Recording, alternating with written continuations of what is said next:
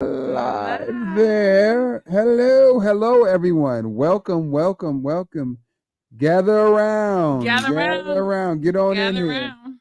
We got a lot of stuff to talk about today. I can't wait to get in this bad boy. Me either, because this is a subject that we specifically can talk about.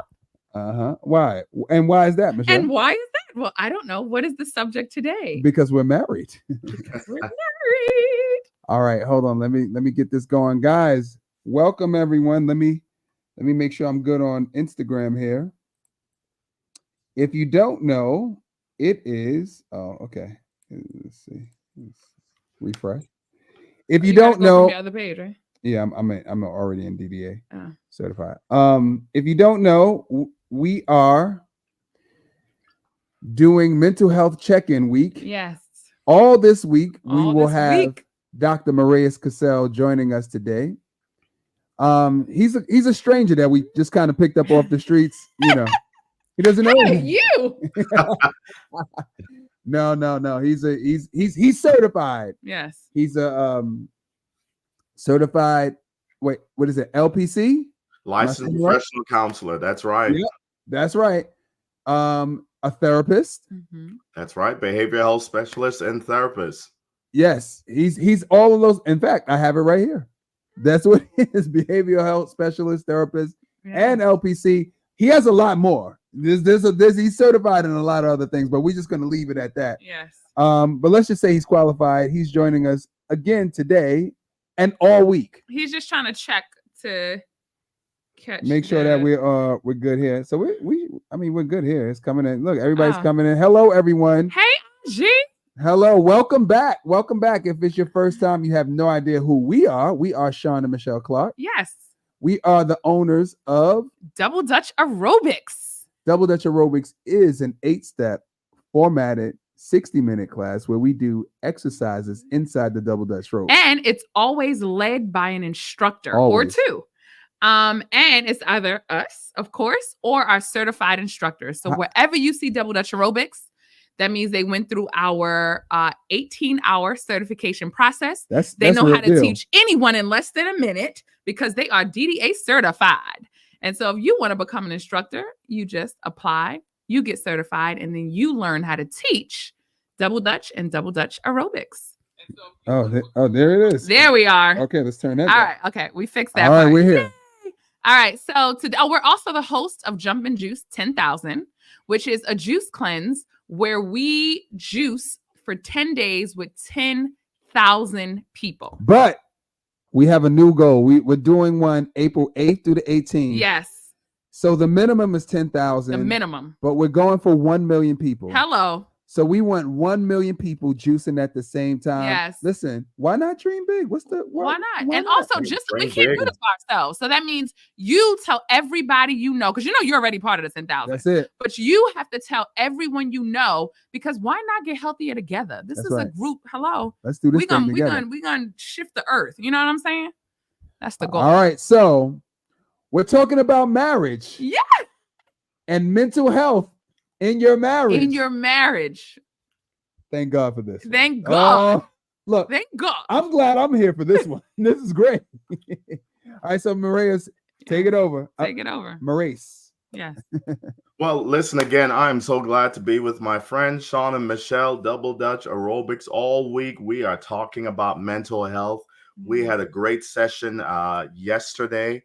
Lots of great questions I know came across. And Sean and Michelle, here's what I wanted to do. I wanted to take maybe the first 5 to 10 minutes to answer some questions. I'll put it on the screen. And here's why I do that, because I want people to actually see it, right? I want people to be able to take some things away. But here's some questions that people often ask surrounding mental health before we jump into talking about mental health in terms of our marriage. But again, I want to start with an activity, right? I want us to lean in with an exercise. And let me set the stage. Yesterday, we said this. We want to be clear that we are not assessing, we are not diagnosing, we're not treating anyone, right? We want to be very clear on that, right? What we're doing is we are giving you tools, we're giving you support. And Sean, I was thinking about our time together today.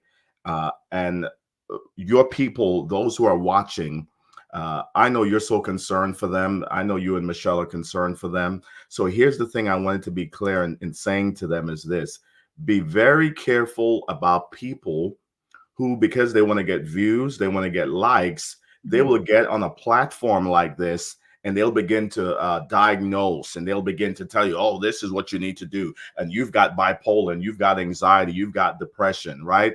That's not what this is about, right? We are not here to set you up or to assess or diagnose. My friends, watch out for people who try to do that, right? They're just trying to act like they know stuff, Right. and they just leave people hanging, and we don't want to do that to you. All right, so I want people, those you trust me with this platform, right? So I want to make sure I'm caring for the people that have connected to this movement called Double Dutch. So having said all of that, what I'd like to do is I want to just give you a self-help technique. Again, this is not meant to assess, diagnose, or treat. Let me also say this. Um, for an assessment, you need what's called empirically based or evidence-based tools, right? So when someone gets on a stage like this and says, oh, you've got bipolar, you've got anxiety, and they get a platform like this and begin to diagnose, my friends, that's not true. You've got to assess them using evidence-based, right? A tool that is valid, that is reliable, that can assess and diagnose and treat. Make sense? So I'm trying to protect y'all, right? That's what I'm trying to do, because you got people, they want likes, they want views, they want to go viral, and they don't care for people. Make sense? Yeah. Right. So let's give you, I want to give you just a simple self-help technique that will help you if you're dealing with anxiety, just managing life, right? This is not any kind of a treatment or therapeutic tool, just a simple tool. I want to introduce to you the 7-Eleven method. And what I'm going to do with this is it's a breathing exercise that just to regulate your body, right? And Sean and Michelle, you're going to love this because you do this all the time. I'm sure this is what you teach your people anyhow, right? The importance of breathing. All right. This is called 7-Eleven. And what you're simply going to do, if you find yourself in a crisis, if you're feeling overwhelmed, just to navigate your day, you simply do this simple breathing exercise that will regulate your brain, your mind, and your body. You inhale on 7 seconds and you exhale on 11 seconds, right? As simple as that. You remember this from the 7-Eleven store. All right, makes sense. So let's try that all. Let's try that all together. Let's inhale on 7 seconds and then exhale on 11. Here we go. Exhale on 11. Inhale on 7. Exhale on 11. Let's try it again. Inhale on 7. Exhale on 11. Wow. Wow. Take that in for a moment, right? What was that like to do that? Sean and Michelle, you tell us, because I can only see the two of you. What was that like? You do breathing anyhow, so you regulate all the time. You do mindfulness, all those things. You ground yourself. But what was it like to do that exercise? You tell me what did you get? It's relaxing. Like I do yoga every morning. There you go. I do like, what is it, 10-minute yoga in the morning. And breathing is everything to me. Like it literally calms me down. It literally gets me into like thought, so breathing, I mean, even like when we're working out, breathing is very important. Because we laugh about this because when we were on The Amazing Race, yes, there was you'll see on the show, but I thought I couldn't breathe for real. I was screaming to Sean, I said, "Ben, I can't breathe, I can't breathe." And so he was like, "You're not breathing." So breathing is just. And he taught me how to breathe in the hotel room. Yeah, breathing is important. It does get you into a state. And like just now, like I was relaxed more. My shoulders went down. I'm looking at myself now. My shoulders went down like in that relaxing in that short amount of time. Wow, good. So we wanted to give that to you right at the beginning, right? Let this become a part of your daily routine. And someone will say, "Well, I didn't really count for 7 seconds. I didn't do 11." It's not really so much about the seconds or the time frame, but it's just to get you into that habit of it regulates your body. It regulates your mind, right? It regulates your brain, right? It's what's called neuroplasticity. You're literally rewiring your brain and your body, right? So again, as you think about your day, you're going through your day, get into a practice of breathing. And Sean and Michelle, they'll tell you that even more from the physical experience. Mine is more from the psychological experience, right? So Right. I'm sure there's a proper way to breathe in terms of making sure that you're sitting up, make sure your feet are on the ground. There's all those techniques. But from a simplistic standpoint, try the 7-Eleven method as you go throughout your day, and you'll see how that gets you going. All And I right. love 7-Eleven, by the way. They have silk coffee creamer. And so whenever I go to New York, 7-Eleven is not in the ATL. She'll do it every day after she gets her coffee. She'll do that. She'll go to 7-Eleven, get a coffee, and then do the 7-Eleven method to Yes, because calm down. that's 7-Eleven, and their prices for coffee when you a member. Oh God, it's very nice. But that So got me go excited. go ahead. So yeah, you'll always remember that. All right, Always. let's I just wanted to answer a few questions before we get started in talking about our mental health in terms of marriage. So let's pull this on the screen. Can you see that there? And we're gonna Yes. move through. That's from yesterday. Let's hide the presenter view either. There we go. Uh, I want to answer a few questions. I'll bring that on the screen. That's often asked to me as a clinician, right? Uh, One of the first things is, why talk about mental health, right? Why are we here talking about mental health? Well, here's what we know, that mental health affects a lot of areas, right? And you could see it on the screen, right? Your mood, your relationships, your faith, your work, your family. So that's why we're talking about mental health this week. Of course, May is Mental Health Month, but we chose March, right, to do this mental health check-in. So just be aware of that. Why are we talking about mental health? It affects all these areas of our lives. Here's the other question that we're often asked. Where does mental illness come from? Where does it come from, right? People will ask, well, is it just biochemical, right? Is it medication induced? Is it substance induced? And here's what we want to let people know, right? That a mental illness can come from a variety of areas. And I've put a few of those on the screen. So just take a look with your eyes. It could be hereditary. It could be stress related, right? Trauma can trigger a mental health condition, a triggering event. Your sleeping, your eating habits, right? A chemical imbalance.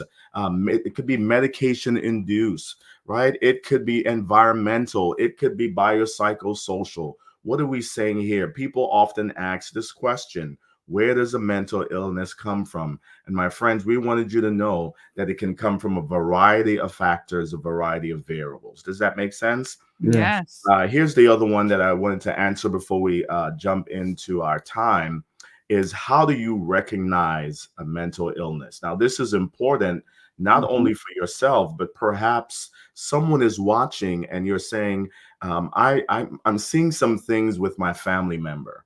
I'm seeing some things with my loved ones. What do I look for? So how do you recognize it?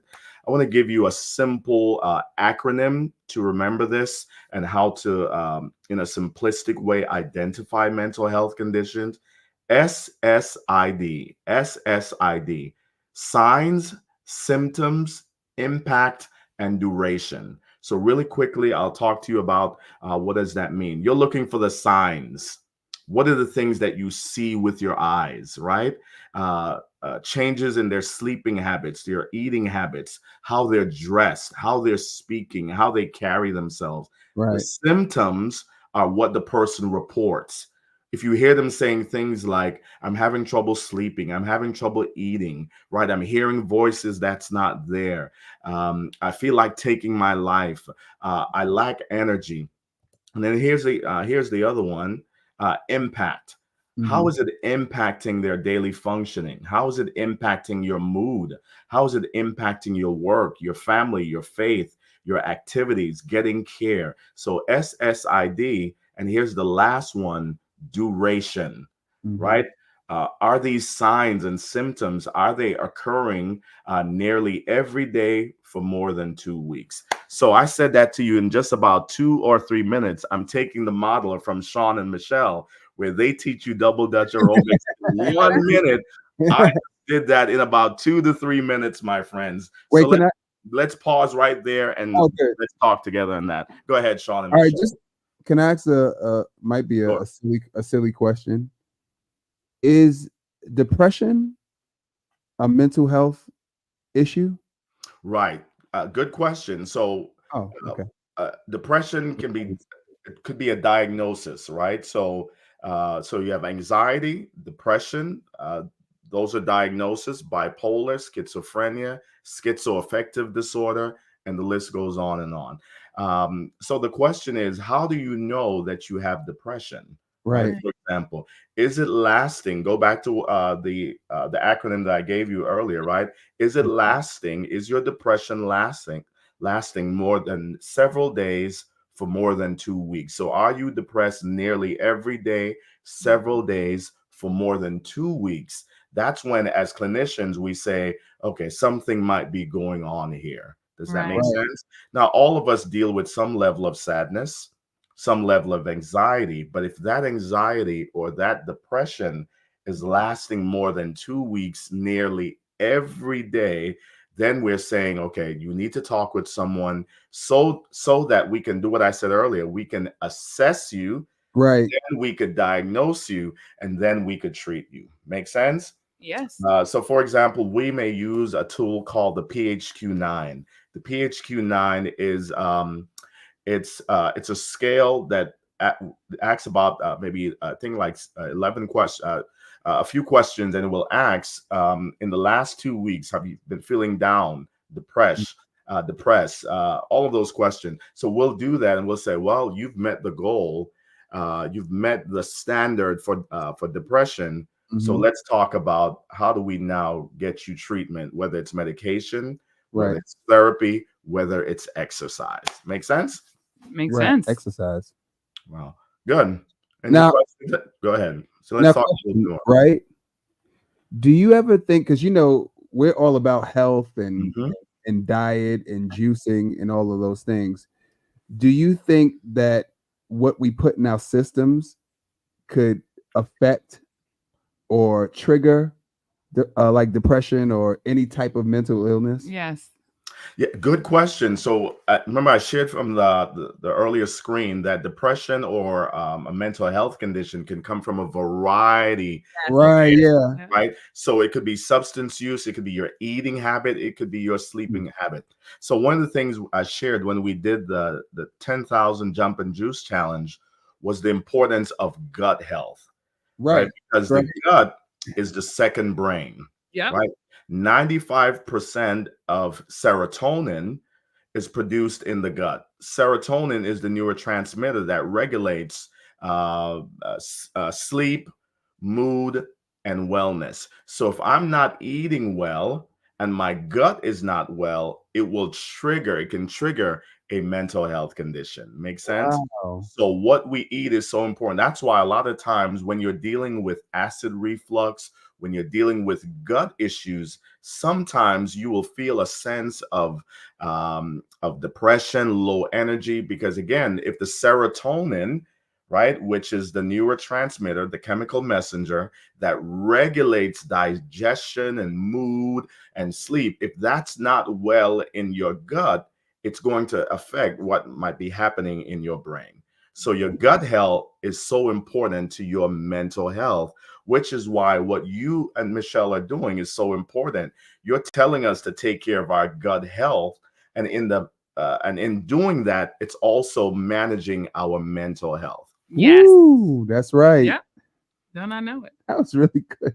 So Man, you're really good. here's what I want to do, and then we're going to jump into talking today about uh, the the mental health as it relates to your marriage. I wanted to highlight this because this is so important.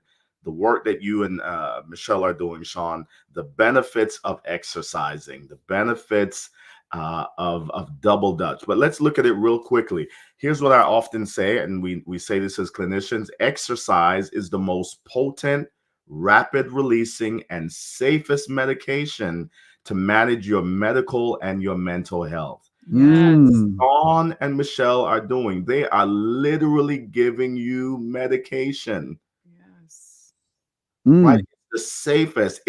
It's the most rapid. It's the most potent. So one of the things as a clinician that I always do is, as I work with people, I encourage them to exercise. I encourage them to move.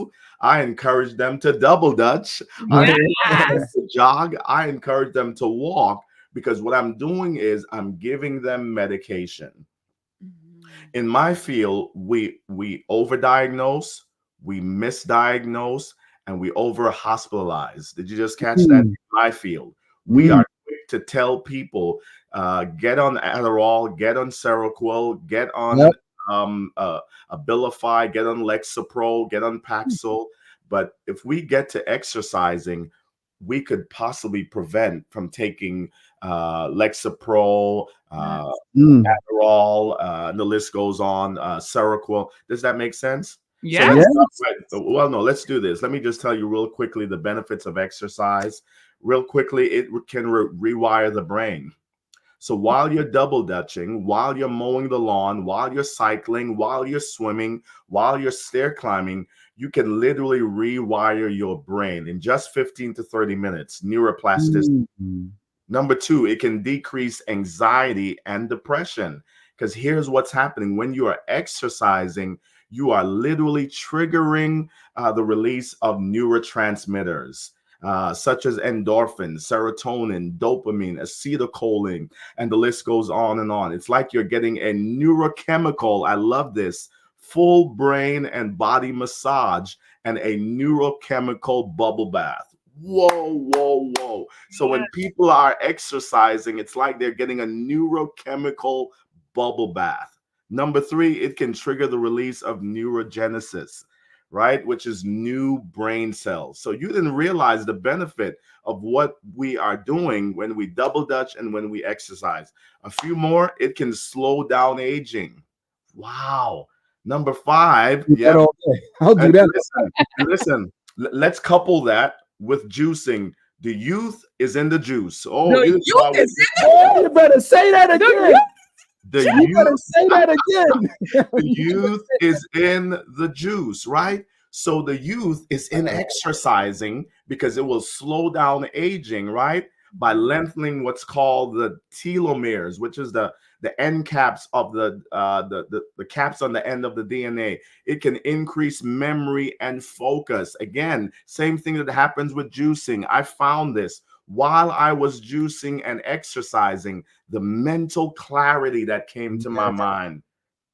Right. So what we're saying here, my friends, is not only is exercising and double dutch and all that we're doing is it beneficial in a number of areas, but it's beneficial from a psychological perspective, right? And of course, it promotes body and brain health, and it promotes gut health that we just talked about. So I will stop right there. Let's chat for a minute, and then we're going to switch over and talking about marriage. Yeah. But it's funny, today, before I went to the gym, I was exhausted. I was literally almost sleeping before I went out, but I'm committed. So I'm like, I gotta go even when I'm tired. So I got to the gym and I literally like laid on the floor at the gym. I was really tired because we've been working. Oh. So as soon as we started working out, once I got into the flow, at the end of the class, it's like I had way more energy. Like my energy was like through the roof. And I'm thinking, it's so interesting how that works out. I was falling asleep before the class, and then like after the class, I was ready to run a marathon. Yeah. It's the same when people ask, like, so because some people ask, like, how do I do 5:30 in the morning? And the thing that what I want people to understand is that that's what gives you the energy. It actually gives you more energy to get through the day. So that extra hour of sleep that I would get doesn't give me as much energy as that, but also for mental reasons, for I don't know, feeling very purposeful when I get up, for doing something great at the start of my day. You understand? So more than actual, and of course, physically getting in better shape, but also just that commitment to doing something positive in the morning for my body and my mental health gives me more energy than if I would have not gotten up. You know what I mean? And then getting it done so early in the morning. Getting it done so early in the morning. Like you got the rest of your day. Check it off your list. You feel like you won. You feel like you started the day with a win. Yeah. Yes. Yeah, and I'll add to that from the clinical perspective. This is how we know that people are making a shift. Two things: when people have set goals and accomplish goals, and change talk. Right. So when I work with people, how do we know that we're making those shifts? Setting and accomplishing goals. And change talk, right? Changing your talk. And you talked about getting up in the morning and setting goals, right? It's the same thing with your mental health, right? When you set goals and you meet those goals and you change your talk, right? Change those self-defeating talk, change the toxic thinking. All of that happens when you get up in the morning, when you exercise, when you set those goals. Make sense? Makes a lot of sense. Absolutely. So let's jump right in. Let's spend the next few minutes here. And I love how we've been flowing. I put stuff on the screen, then we chat. People will respond. It's just going amazing. But let's talk about this idea of managing your mental health in terms of your marriage. Your marriage. That's a whole nother ball game. Now, are we just talking about marriage or just being in a relationship as well? Well, you know what? That's a good question. Yeah, these principles can apply if you're in a relationship as well. All right. Okay. So let's go ahead and share the screen. We're switching. So guys, if you have any questions, go ahead and put it in the comment box, and then we'll address it. We'll ask it at some point. At some point. All right. Yeah. So we're going to talk about how do you manage the wellness and of your marriage, right? So we'll do the same thing. I'll put some things on the screen, but we'll also chat as we've been doing with Sean and Michelle. But here's how I want to start. And Sean and Michelle, let me just check in with you. Are you guys able to stand up? Are you dressed properly? Because we know. we could have on boxers. We could. I got on my workout. Come on. Yeah, so I want to begin with an exercise that I often use in couples therapy, right? And in helping people. And I also use this exercise to talk about mental health awareness. But here's what I want you to do. I want you to put your backs to each other. Back to back. Back to back. And I want you to lean in. So as we talk about managing the mental health of your marriage and your relationship, I like to do this exercise. It's called I've Got Your Back. And you're going to model for us tonight the posture of what our relationships and our marriages should look like. So here's what I want you to do. I'm going to lead off. You will follow. Lean in on each other, and we can see you. You're doing great. Here's what I want you to do. I want you to say, Sean and Michelle, I've got your back. I've got your back. Wow. Say this with me. I've got your back for the good times. I've got your back for the good times. I've got your back for the not so good times. I've got your back for the not so good times. I've got your back when I don't feel like it. I've got your back when I don't feel like it. I've got your back when you think I don't have your back. I've got your back when you think I don't have your back. All right, and this is what I want you to do. I want you just to take a moment, and I want you both now to fill in the blank, and you say some things to each other, right? So you're going to say, I've got your back, and you fill in those blanks. So Sean and Michelle, just take a moment and do that. Oh, you want me to say it out loud? Say it out loud. That's right. So we could hear you. I've got your back even when you're mad at me. I got your back when you think I don't have your back. I got your back 100% of the time. Yeah. I got your back even when you're wrong. Sometimes I got your back. I got your back for life. I got your back for life. Forever and ever. Forever? Forever. Forever, ever. Good. That's it? That's it. All right. Good. All right. Have a seat. You know. That's something to practice every day. We went to therapy once. as a couple, well, twice before we got married, but Sean didn't really like that. You have to do the before you get married therapy. Premarital counseling. There you go. Yes, and Sean was like, "What? We in love? I don't need to do this." And so we went to one, and then we left. But when we were having a big argument that we couldn't get over, and what you said yesterday was really good. It was just an argument that kept, like an argument that keeps coming up. We kind of wanted someone to just tell us who was right or who was wrong, right?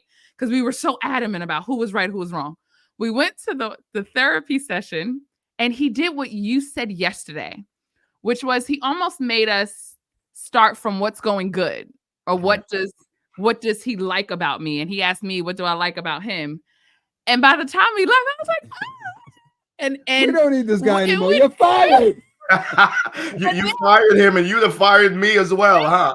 We didn't even know. We couldn't even figure out what was the core of the argument. You better not solve our problem too fast. And then we were literally, we didn't have that argument again, and we couldn't even remember what the core of the argument was. But I laughed about that yesterday because when you're so adamant about the argument, you forget all the things. So the therapist literally made us say, okay, well, what do you like? Why are you with her? Or why did you? And in that telling a story, you start to go, oh my God, I love him. And it was over. It was just over. Wow. And that's exactly it, right? A lot of people think when you come to a therapist, we're going to tell you who is right and who is wrong. Yes. We're going to take each other's side. No, what we want you to do is this. And this is the biggest thing I found in couples therapy is people want to be heard. They want to be heard. And a lot of what couples and those in relationships are going through is they feel like they are not being heard. Right. So how do we pause for a moment and let you hear the other person? Right. So here's a great tip right off the back, right? Is to make sure in your relationship that you create a safe place where the person can feel like you are being heard, right? Where you feel like you're being valued, right? Where you feel like you're being listened to, right? So let's go back to that exercise. What was it like to do that exercise, Sean and Michelle? Well, it's good. We were holding hands. Michelle just loves to be close. Just to be close. No, you know what? No, seriously though. I said it out loud. I was thinking, wow, this would be good to do it like every day. Maybe not every day, but a few times a week, because sometimes you need to be reminded. You need to be reminded. We might have our disagreements, and Michelle is just wrong 100% of the time. See? And I'm just like, how come you don't know you're wrong? No, seriously. No, but you do need that reinforcement, because you're just living life. You're just living life. You're just living life. And it actually felt like, I know Michelle has my back, but sometimes it's good to hear it out loud. Right. Yes. Even though it was just an exercise, I was thinking, oh, that's right. Like, that's kind of nice. Yes. Oh, yeah. Because I'm not lying. Yeah. Right. Absolutely. And that's what. Go ahead. I remember a therapist. I don't know which therapist said this, but this was a long before we got married that I just always thought of. And he said he knew if a couple was going to make it, not by how well they got along, but by how well they fought. Mm-hmm. And so even in this relationship with Sean, I always try to tell him and us to fight clean. You know what I'm saying? Because we're on the same team. You know what I mean? I have your back. You have my back. So even when we fight, even if he's wrong, which is very hard for him to admit, then we're not against each other. It's not you and me against each other. It's us trying to figure out, the whatever we're going through. But it's not like me against you, you against me. No. And so learning how to fight well and clean, I think is really important. Because when you fight dirty, I always say it's like cuts. It doesn't just go away because y'all are not arguing anymore. If you cut during a fight, the cuts are going to, continue. Those wounds are left behind. Those imprints are left behind. And we're going to talk, we may hit that, in our conversation here, but we want people to know, we want that to be the posture of your marriage, of your relationship, right? If you don't get anything about from our session tonight is that activity, it speaks volumes, right? Let that always be the story of your marriage and your relationship. You know what? No matter what, I've got your back. Yes. No matter what, I am fighting for you. I'm not fighting against you. It might not feel like it, but I've got your back. I'll just throw this in because this comes to mind when I work with couples. I'll tell them, even if you have to take your partner by the hand or by the face and go like this, listen to me. Yeah. I love you. I've got you. Could you model that for me, Sean and Michelle? Just take her by the face. Listen to me. I love it. I love it. I love it. We are having way too much fun to be talking about mental health. But even if you're gonna take, there you go. I love you. Yes. I love you. Look, it makes her feel uncomfortable. Look. I know. I love it. I love I you. love it. Right. So even if you've got to pull the person by the hand and Yes. say, listen, I'm having trouble communicating, but I want you to hear me, right? We're fighting, we're not getting along. Now, of course, we understand that maybe need for space, need for room, right? Because if you're really heated, you might Yeah. not want to be touching anybody's face. But I want you to catch that principle, right? Whatever you've got to do to make sure the person is hearing you, you do that. I'll add this other thing and then we'll go forward. A lot of times when someone works really hard to be heard, it's because at some point they feel like they've not been heard. Did you just catch that? Yeah. So when Yeah. I work so hard to show you or to tell you, right, it's because at some point you feel like you've not been heard. Make sure the other person feels valued, heard, right? Because that's so important. So let's talk about marriage wellness. When we talk about marriage wellness, what are we saying here? What we're saying here is, I want my marriage to be well. Right. What we're saying to our partner is this: I see you, I hear you, I value you, you matter. We mourn together and we laugh together. Right. Thanks, Sean, for bringing that up. Yeah, Right. I see you, I hear you. So that's what we mean by marriage wellness or relationship wellness. Make sure the other person is seen, heard, valued. They feel mattered. They feel like you're mourning with them, and they feel like you are laughing with them. Does that make sense? Mhm. Very, very important, right? Particularly, well, across the board, male and female, we both need to feel that. Because if I feel like you don't see me, then that's where the triggers begin to happen. Yes. All right. All right. So let's pause right. Anything on that, Sean and Michelle? I was gonna say, it's marriage to me, it's all about feeling safe. Yes.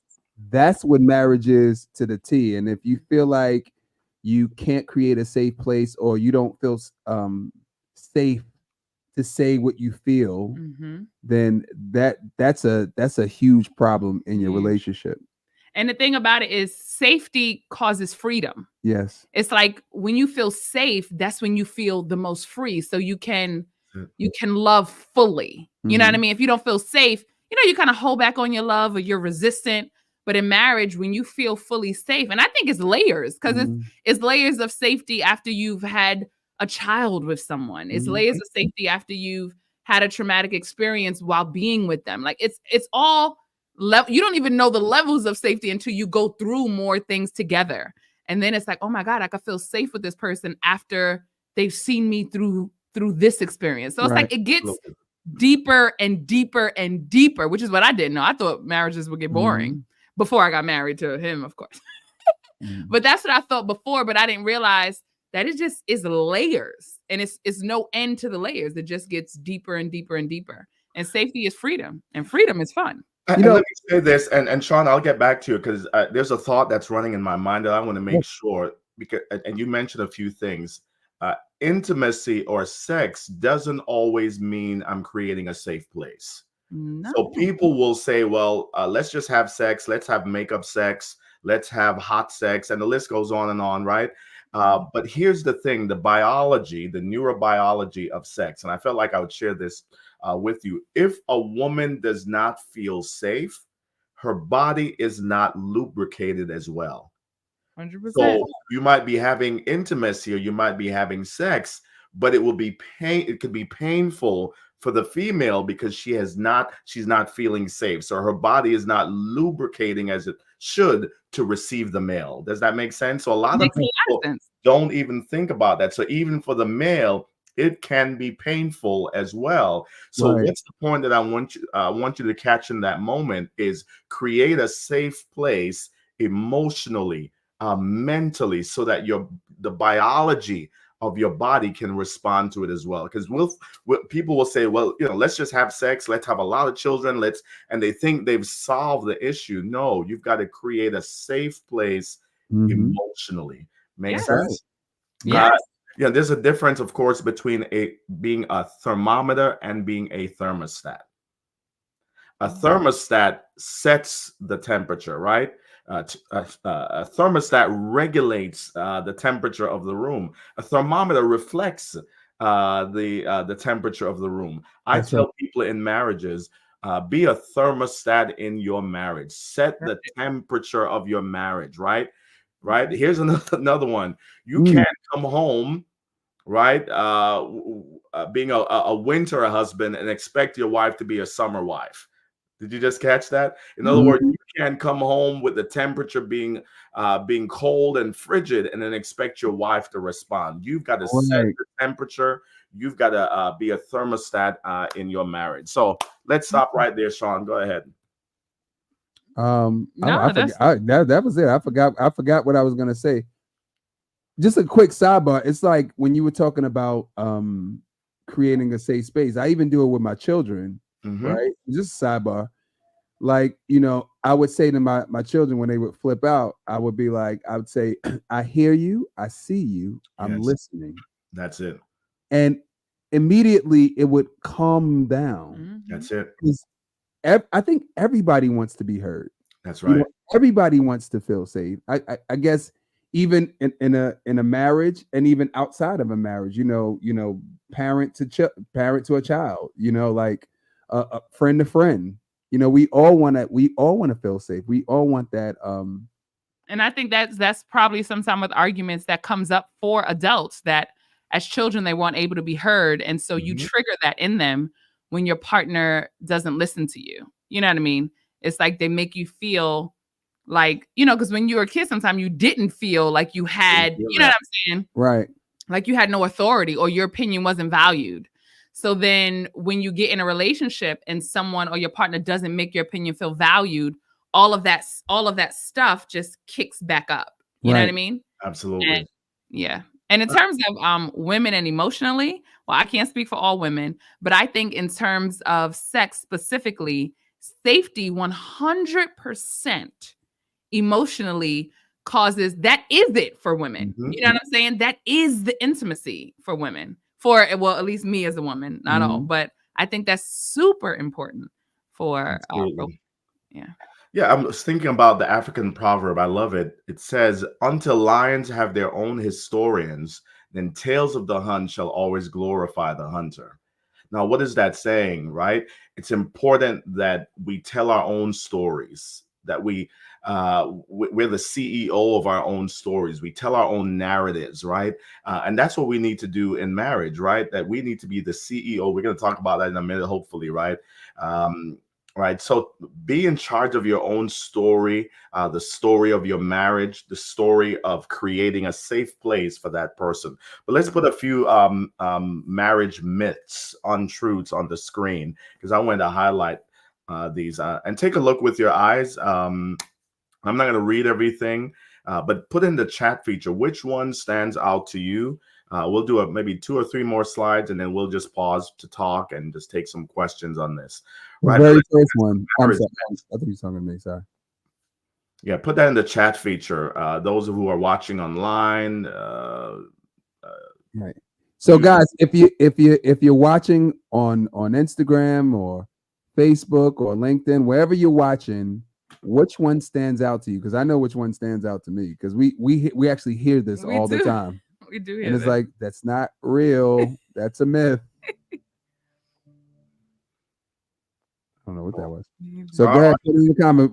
Which number? Somebody said number 5. Somebody said number 5. Marriage should be 50-50. Good, good. So I love how we lean in together. But let's highlight just a few of these. I want to highlight number one. Happy couples don't argue. My friends, that is so not true. It's a myth. We argue. That's how we walk through. That's how we navigate. Listen, I am the expert in the field. Right. This is what I do. I do couples therapy. I do therapy for all kinds of people. But I'm telling you, even as a therapist, Yes. in my own marriage, and you would think, oh well, Dr. Cassell, you have it down packed. Listen, my wife and I, we disagree because here's what's happening. That goes to number five, right? Okay. You are two complete people. You often hear marriage is 50-50, and I understand where people are going with that, but really, marriage is 100 and 100 coming together. It's not half of you. You are not it's not half of you completing the other person. You are bringing all of who you are into that marriage experience. So marriage should be 100 and 100, where you're bringing all of who you are into the marriage. And then number one, happy couples don't argue. That is not true, right? That's what we are, two different people coming from two different worlds, two different backgrounds, two different personalities. We've got to learn how to argue well and how to fight fairly. And we'll talk about that in the next slide as we go along. But let's stop right there. Go ahead, Sean and Michelle, and let's talk. Now, we're putting up numbers. They put up, now. It's funny that you mentioned your relationship with you and your wife. I wanted to ask earlier, right? So without of course not getting too personal, I was gonna say, is it an advantage or disadvantage knowing what you know? Good question. So so this calls for transparency, right? So I am the doctor. This is what I do. My wife, we are two different people. Now, if you ever met my wife, I have this gregarious personality. I'm full of personality. I'm full of life. My wife is very quiet. She's very graceful. That's who she is. But my wife, her work deals with numbers all day long. She's auditing. She is operation risk. So she just deals with the numbers. I am the feelings person. I am the guy. So tell me how you're feeling. Tell me how that's going. So when we get into exchanges and making decisions, the first thing she will say is, just tell me the numbers, right? Just get to the bottom line. And I'm like, no, but how are you feeling about that? And then she will say this to me: don't bring your therapy That's stuff. what I was gonna say. There you go. So she tells me, leave that at the door. So my friends, I will have to tell you, I've got to leave all this therapy, this cognitive behavior therapy, this trauma-informed care. I've got to leave that at the door and relate to her in a way that she understands and that she can receive, right? And we have to come to a happy medium, right? Again, I'm the feelings guy. She is the numbers, right? She wants the bottom line. How much is it going to cost? Don't tell me that the guy's a nice guy. Don't tell me that you're praying for him. Don't tell me any of that stuff. So my friends, I'm telling you, that's what marriage is, right? It's 100 coming together, sharing your personalities and coming to a happy medium. Yep. Anything else on that screen there that we wanted to talk about? Well, people were just putting numbers. Numbers. They put number 7, number 1, 2, 3, and 5. 2, 3. Number 5. Yeah. Man, I love this interaction. Isn't this amazing, Sean and Michelle, how people are interacting? Yeah, I love it. Right, they're leaning in. Number 4, I do want to highlight that certain behaviors or faults will change once marriage takes place. Right, here's what we say. I often tell people, address the red flags before you get married, because those flags never get lowered in marriage. You better say to me they get bigger. Say that again. To me they get bigger. So address those red flags before you get married, because they don't get lowered when you get married, right? Those behaviors or faults will not change unless you address them, right? You're not going to change the person because you had a marriage ceremony and because the minister blessed you, or the priest or the imam or whoever it is that blessed you, or the courts or whatever. You've got to address those faults or those things before the marriage takes place. Make sense? You can handle it, because it's not going to. Exactly. You got to decide. And I often ask people this: can you Give me a list. What can you live with and what can you live without? Right. That's a great tool right there. As you're thinking about marriage, and even within after you've been married, ask that question: what can I live with and what can I live without? Because that's so important. Yeah. Let's address number 7 and then we'll move forward. Happy couples have to do everything together. Now, this is important because I hear this a lot. Sometimes when people get married, they will think, well, I've got to cut everybody else off. It's just going to be me and that person. My Right. friends, yes, you've got to keep healthy boundaries. You've got to keep people out. Right. But here's the truth. We don't have all of what our significant other need. Now, hear me on that. What do I mean by that? You're not completing that person. You are complementing that person. Does that make sense? And we need other people to speak into our lives. For example, Sean needs other males. He needs some time with other males. Not that Michelle is not complimenting him or fulfilling his needs. Sean needs his siblings. Sean needs his parents, his mom, right? Michelle needs some girl time, right? She needs her sibling. Does that make sense? So what we tell people is don't get into this idea of it's just the two of us. For example, my wife, she comes from a family of 13. Wow. Exactly. She comes from a family of 13, right? So she has her sisters, she has her brothers that she needs. That if I were to say to her, Dion, it's just me and you, she would not be fulfilled emotionally, mentally. Does that make sense? So Right. allow your loved one, your spouse, your significant other, allow them to be filled and poured into by others that you trust. Right. Right. Yes. Others that you have vetted. Right. So this idea of happy couple, we have to do everything together. No, I need my basketball time. I need my football time. I need to talk with my boys. Right. Again, we could get into, of course, setting up boundaries and borders, but you get where I'm going with that. Any thoughts on that? 100%. Yeah. So let's I want to show this. I love this exercise here. Is this? I always often say this in marriage in therapy, is that marriage is like a pressure cooker. Marriage is like a pressure cooker. Let's see if we could play that, because I love can I do that here? Let's see. I'm gonna do that. I'm gonna do this here. Oh, there it is.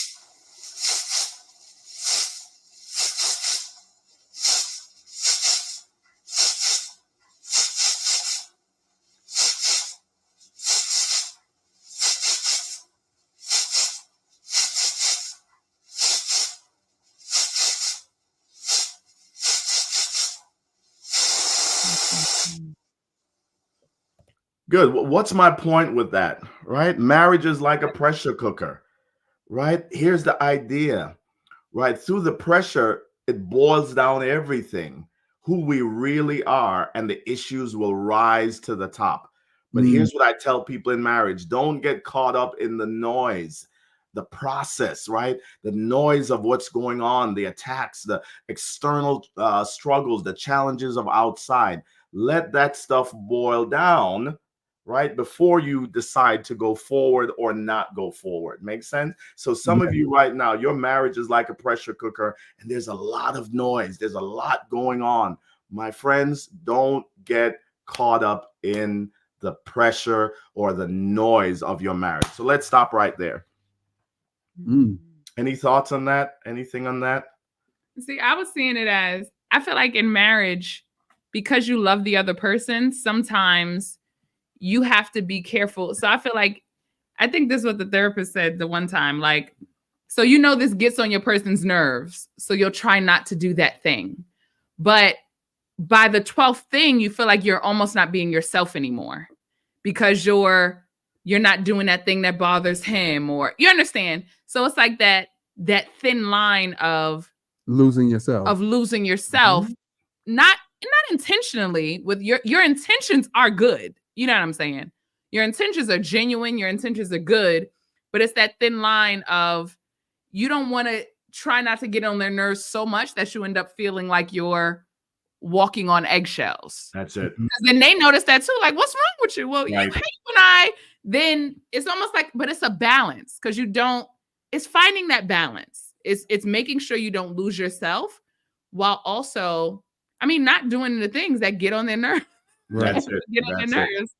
So let's do this in the last, because we want to make sure we don't go over time today, is I want to give you, and Sean always says this, now give me the tools. What do we do now, right? So let's give you some tools, and here's what you were talking about, Michelle, and then we'll stop for questions, and we are done for today. Fighting fairly. That's what you were talking about, Michelle. Yep. How do you fight fairly in marriage, right? We're going to go through these really quickly. Number one, don't let the little things become mountains. Don't let the little things become mountains. Number two, stick to the subject.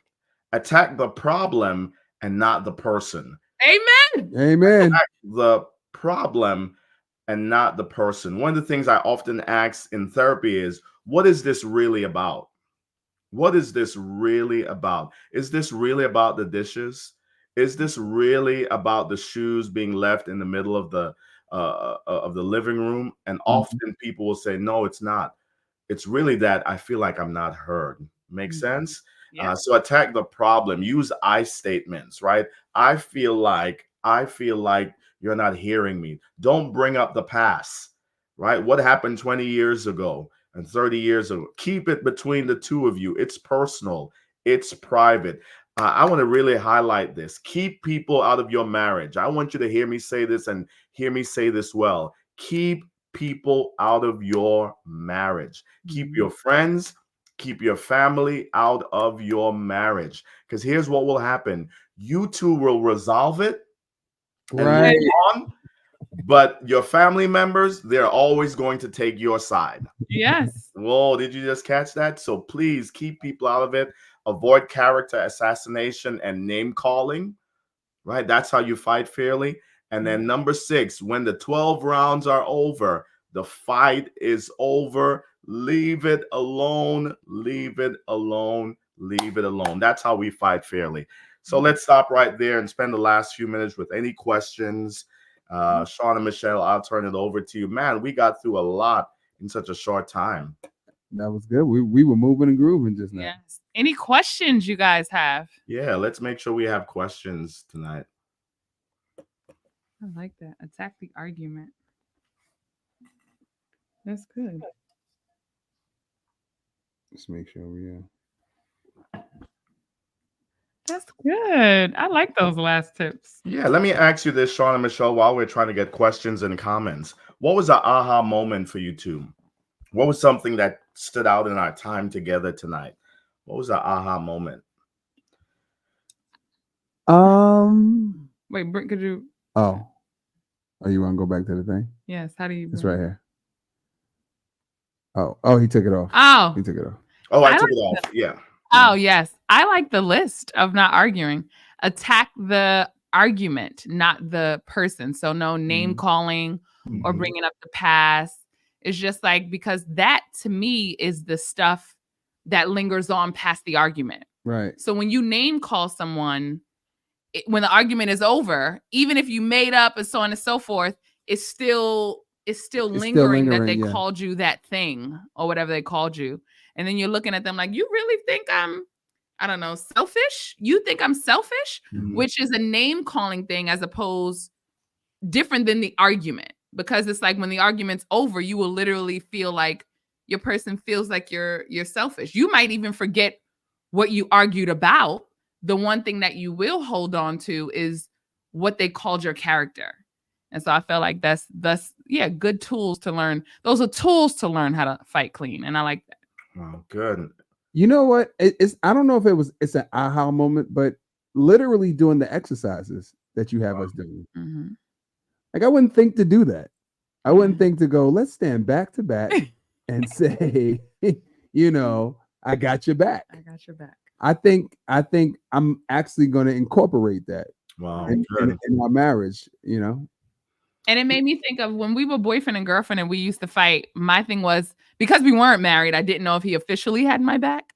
I would feel unloved when we argued. And so Wow. one thing he started to do when we argued, as this is when we were boyfriend and girlfriend, during the argument, he would be like, I love you in the middle of the argument, just to I was gonna say that. I forgot. yeah, I was just gonna to say make that. sure, because for me in the arguments, I would feel unloved. I would be like, oh, he doesn't. Like I would say, I love you, but I'm mad at you. Yes. And I just want you to know that's two different things. Yes. Because during the arguments, I love would you. feel I'm like, not going nowhere yes, today. Today I'm not.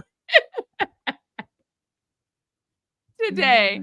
Today I'm not going nowhere. But that was something that he did during the arguments, because the issue is I would feel like he ain't love me anymore during the argument. So he made sure to differentiate that. Somebody asked the question, what is the best approach to encourage my partner to attend marriage counseling? That's a great question. That's a great question, right? I love that. Right. One of the things I tell people is you have to be invited into the person's space, right? So you want to create a safe place for that person to feel like you're both going to be heard, right? So let the person know. Obviously, we're talking about your spouse here. Talk with them about, what are you seeing, what are you feeling, right? And making sure that they know it's not that you're going to be attacking them, right? But for the health of your marriage, right? The wellness of your marriage. Let's get someone from the outside that can help us hear each other. Yes. That's really what this is about, right? We're not hearing each other right now. Let's get someone that can hear us, someone that can help us to settle ourselves and help each other to hear what we are saying. The other thing I would say is, if you have children, that's a great impetus, if you will, to say, for the sake of our children, let's get the help that we need. Make sense? That'll get them. That'll get them every time. So and then of course, and this is with mental health across the board, we've got to destigmatize this idea of therapy and this idea of going to see someone else, right? Going to see someone else doesn't mean that you're weak. It doesn't mean that you lack control. It doesn't mean that, and the list goes on, right? What you're saying is, let's just get another voice that can help us to hear each other, at least for that moment. Yes. I hope I answered that question. I thought this was good.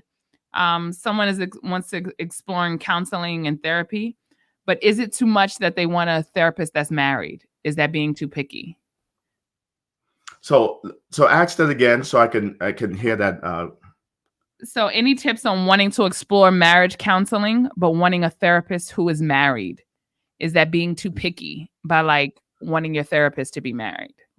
This is what I would say to you. You have the right to decide what you want. Does that make sense? One of the things I tell people is this: make sure that your therapist is competent, number one. Right. Right. They know what they're doing. They've got the training. Make sure that they are culturally competent, meaning they understand the culture of who you are.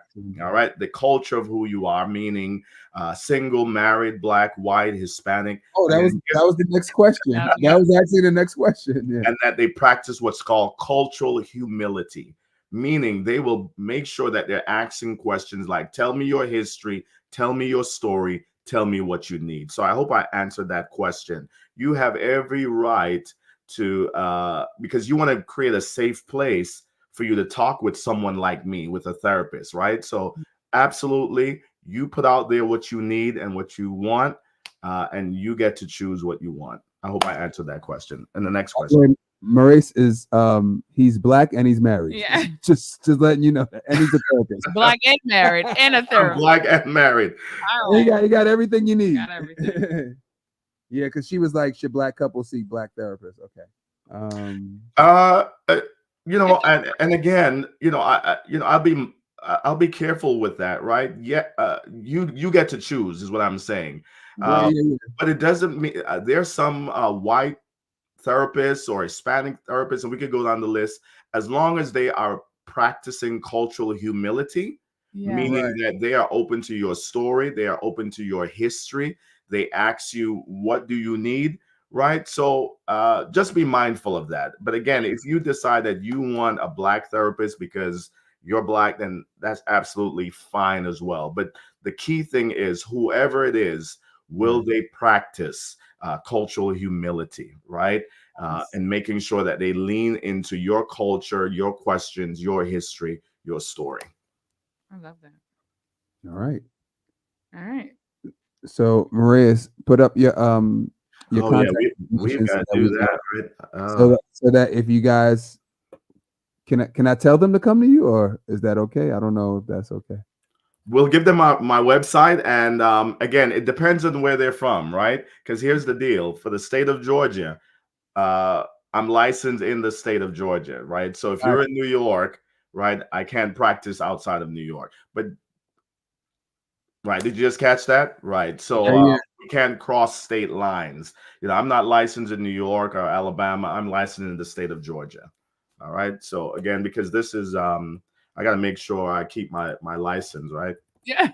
So, that's kind of interesting to me, because I feel like Therapy is not state. It's not like law. Yeah, it's not a law. Like I understand people are lawyers in certain states and they can't cross certain state lines because the law is literally different. Yeah. But in terms of therapy, that's why I thought you could go on therapy.com and get whatever therapist, because mental health is not. I know it's probably certain requirements as far as, like, I don't know what tests to take in different cities. Yeah. So here's how it is. The states don't always talk to each other.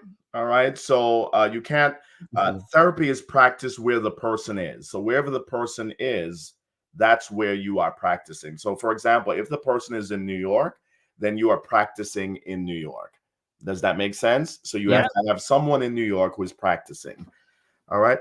But again, you've got my contact there. Reach out to me, and if I'm not the person to help you, then I can certainly direct you to betterhelp.com. I can direct you to perhaps some other therapists in your area. Of course, I've got I've got a pretty full load as well. So I'm limited in how many people I could take at the moment. But reach out to me, and I will certainly do what I can to get you to where you need to be. Of course, we said yes today. Be sure to subscribe to my YouTube channel. I'm on Instagram. I'm on Facebook. I'm always putting out thought content on there. So you could always get some tips from there. But man, this was good. This was really good. I appreciate this. I love him even more. I actually, I know. Wait, hold on. I got your back. I got your back. I'm doing that. I'm telling you. I'm using that. Listen. Somebody asked a question. We got time for one more question or no? It's up to you. It's up to you. This is your time. Okay. And then we have to put our children in bed. Okay. I can't even see. Why is it? Sean and Michelle, this tells you that this is good when we're getting so many questions, right? Yes. I love this. Okay.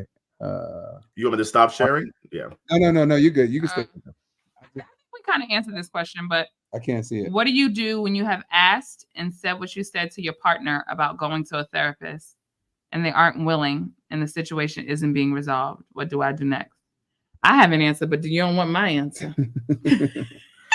Well, I'm not a therapist. I'm just a Black married woman. But you've got the experience, right? You've got the experience. And here's what I encourage people. Find out why is it, what's making you not want to go to the therapist. Right. And it seems like a simple question, but because again, what you're leaning in, you're validating the person's feelings, right? The person does not feel like they want to go to a therapist.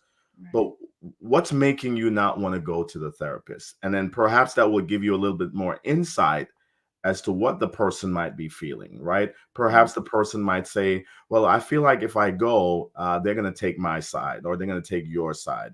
Right. Or they might say, and the list goes on and on. So maybe start with that approach. What's making you not want to go, right? What else can we do to get to where we need to be? Make sense? Because this is what I tell couples. I can't perform therapy on the other person through you. Did you just catch that? I can't perform therapy on the other person through you. So it does take two people, right? For the therapy session to work, and for it to be couples therapy. But start right there, right? Finding out what are some of the fears that the person might have. Perhaps what their experience might be, maybe their thoughts about what a therapist might be, right? Mhm. Maybe it has to do with what they've seen on television. So often people think that when they come see me, they're going to lay on a couch, right?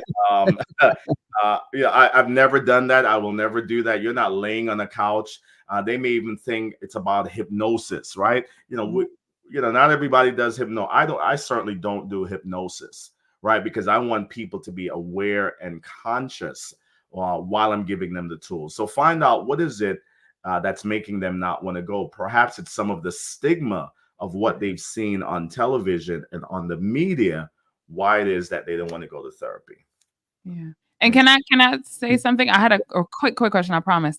I wanted to know if that person, so sometimes I feel like example, and I could be wrong, of course, but sometimes I feel like example is best. So meaning I know that you can't give therapy through another person to a partner, but sometimes you getting therapy yourself might actually help you to deal with what's going on with that person. And then they might see your shift. Yes. And so if they see your shift, they'll be like, oh, I want to be like, happiness is admirable and inspirational. And so if you're feeling down for whatever's going on in your marriage, if you do something, just like we said, we're 100 in a relationship. Mm-hmm. If you work on your 100 by like, maybe you've asked every question, you've threatened, you've done everything to get them to go and they won't go. Maybe if you go by yourself and they see your behavior, then that might inspire them to go as well. I love that, Michelle. You are absolutely right. Because this is what I tell people. The more healthy that you are, the more healthy you'll be in your relationships. Right. Makes sense. So if you take care of your health, your physical health, your emotional health, your psychological health, they may see that, right, and make that shift as well. Because now you're speaking different. You're responding to them different. You are now more healthy. You are now more whole.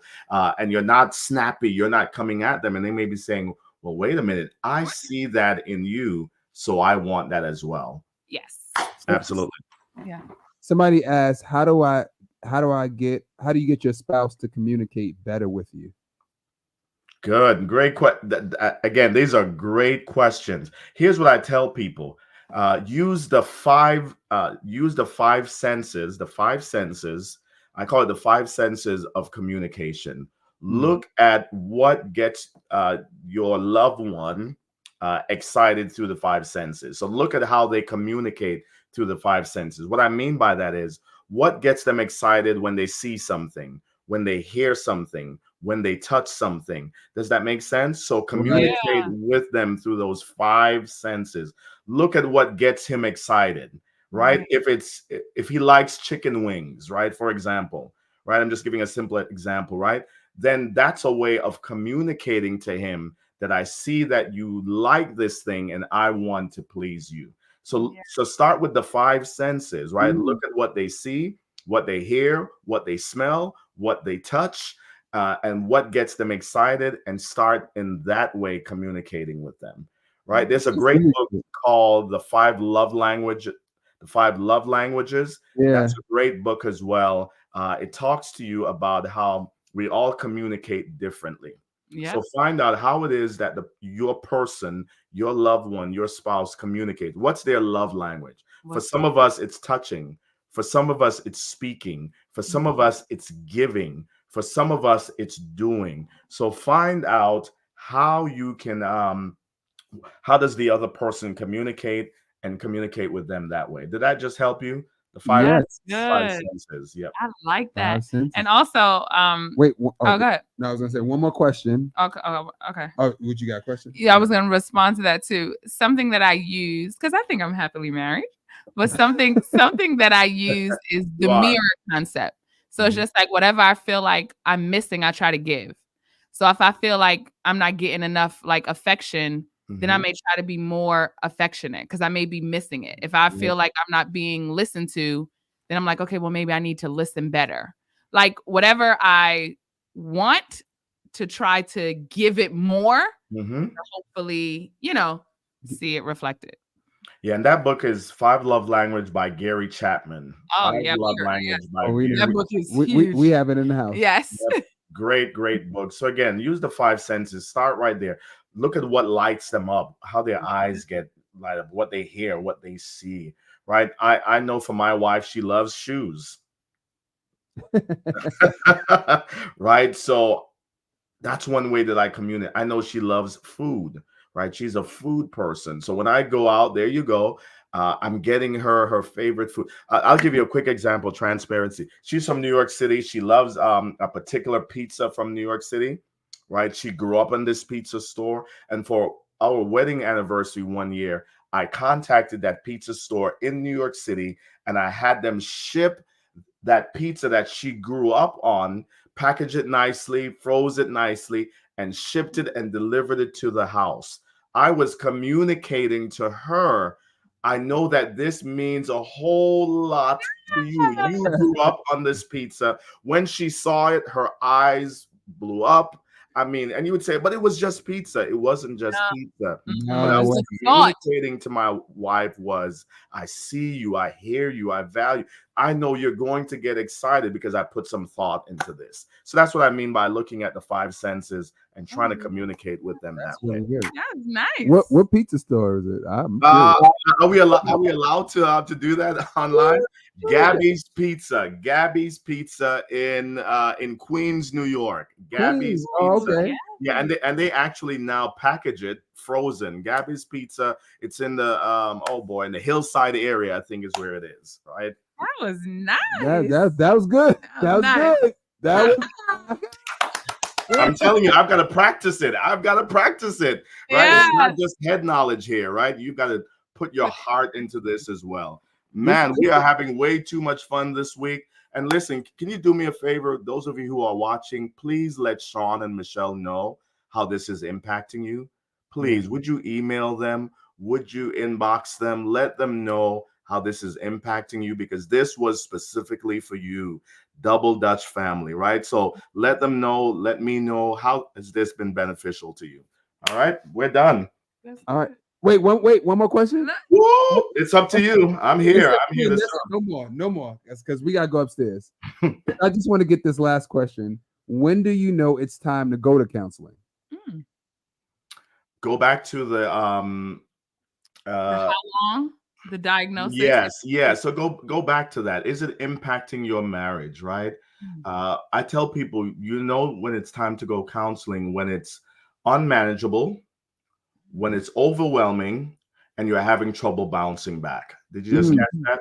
When it's unmanageable, when it's overwhelming, and when you have trouble bouncing back. That's when you know you need to go to counseling. That's So those good. 3 points, right? Unmanageable, overwhelming, and you're having trouble bouncing back. All right. Great. That's it. That's it. I'm not gonna hold you no more. No, it's so good. I'm trying to. Everybody's like, "Oh, this is great information." That's good. This is what you wanted, Sean and Michelle. This is what you want. This is the holistic approach that you wanted people to be tuning in and to get what they need. And we do hope that this is what's happening for you. We love you all. We want you to know that this is not about views and likes for us. It's about our heart for you, right? Yeah. So we want people to know that. I'm done. All right. All right, y'all. All right. Thank you, guys. Marius will be joining us tomorrow, and all this week, all the rest of this week. So tune in tomorrow, 8 p.m. 8 p.m. Michelle and I will be here. We'll be here. And we'll see y'all tomorrow. See y'all tomorrow. Gonna put the kids to bed. Arrivederci. Goodbye. Good night, Sayonara.